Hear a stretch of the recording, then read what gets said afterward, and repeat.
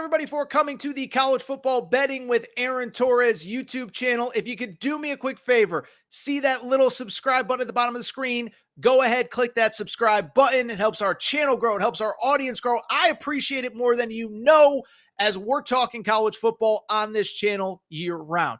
Appreciate your support. Click that subscribe button. Mega game this weekend in college football is Tennessee traveling to Oklahoma. As you can see on the screen, Tennessee is actually a 6.5-point road favorite. The over-under set at 57.5. These lines provided by FanDuel Sportsbook. By the way, we're recording on Tuesday, so if they move throughout the week, I don't want anybody yelling in the comments section, but that is the line. That is the over-under right now here on a Tuesday afternoon and evening. And when I look at this game, listen, we know why it's a big one, right? It is the return of Josh Heupel to Oklahoma, but it is also Oklahoma's first ever SEC game. So the SEC schedule makers did this on purpose.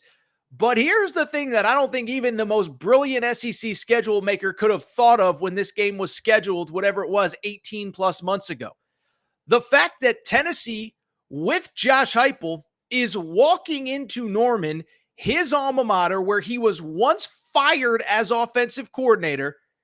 He's walking in with a team that I believe most people in college football believe, maybe not the favorite to win the national championship, but you talk about that team that can win 4 postseason games, maybe 3 if they win the SEC. Many believe that Tennessee is in that group. This just looked like a fun game in the preseason. Now I look at Tennessee as a complete team that can compete for a national championship. And so when you look at this game, let's start with Tennessee, because the bottom line is, look, Nico is incredible. He is one of the most gifted quarterbacks in all of college football, right? But at the same time, my buddy Josh Pate, right? He calls them casuals. If you're still just talking about Nico when you talk about Tennessee, sorry, dude, you're a casual, because at the end of the day, dude or young lady, let's be fair here. If you're still just talking about Nico, you are not seeing what Josh Heupel has created at Tennessee. This is a team that is not only 3-0, but they are a complete football team, okay? Tennessee coming into this game, how about this? 3rd in the nation in rushing. Only Army, who basically runs on every single play, and ironically, Central Florida, UCF, where Josh Heupel came from, those are the only 2 teams that are running the football at a higher rate or at a better rate, I should say, than Tennessee is. Dylan Sampson averaging like 8 yards per carry. Deshaun Bishop averaging like 10 yards per carry.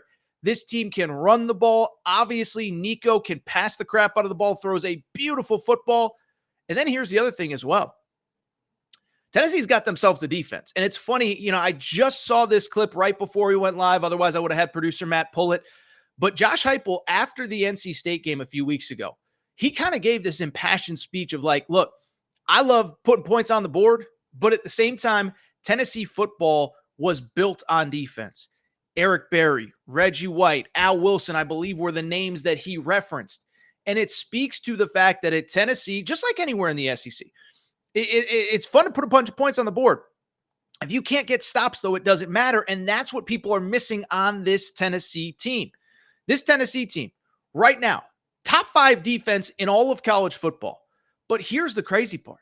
They've basically done it with a base defense the entire year, okay? Because last year, Tennessee finished 1st in the SEC in tackles for loss, 2nd in sacks. They're nowhere near the top in either of those categories. It's not because they're not capable. It's because Josh Heupel and that defensive staff really haven't started, unleashing the dogs, okay? And so when I look at this Tennessee team, just look at the stats. Just look at the defense. Top 5 defense in college football. But beyond that, here's the other thing. This is a team. This is one of the wildest stats I haven't heard many people talk about. They haven't given up an offensive touchdown, not only this season, but in the last 4 games dating back to last year. Play Iowa in the bowl game. Okay, 35-0 win. You sit, okay, maybe Iowa just stinks. Well, this year, you play Chattanooga in week 1, shut them out. Week 2, you beat NC State 51-10. NC State, their only touchdown was on a tipped pass from Nico, run it back for a touchdown. And then, oh, by the way, shut out Kent State a week ago as well. So zero touchdowns given up by the defense this year coming into this game. That is the Tennessee side of things. The Oklahoma side of things, I think, is as interesting. I'll give you a little preview into what's coming later this week. But my buddy Chris Plank, who covers Oklahoma, will join us later in the week. And I was talking to Plank earlier, and when he kind of referenced the state of Oklahoma football, he kind of mentioned something that I thought was interesting to me. He said this entire program, and it's not an excuse. I don't want to say, oh, Torres is defending Brent Venables. But what Plank said was the program, the start date for the SEC was 2025. That was the year that they believed they were going to be there. And so they were really kind of trying to build the program to really be firing on all cylinders in 2025. Why do I bring it up? It's because if you look at this team, entirely new offensive line that also happens to be banged up, Jackson Arnold going into his first season as a starter this year.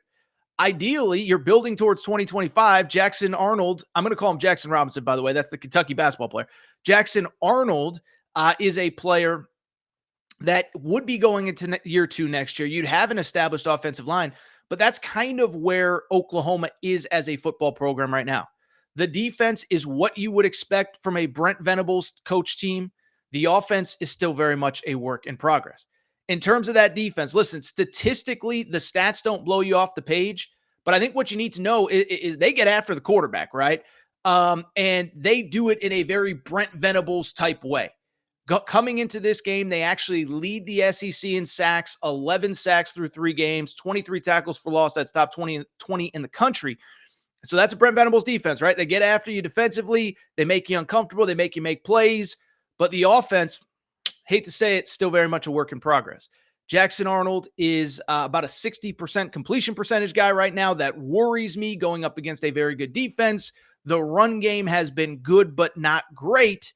And so when you look at this point spread, when you look at this game, when you look at this matchup, you look at Tennessee coming in as a favorite.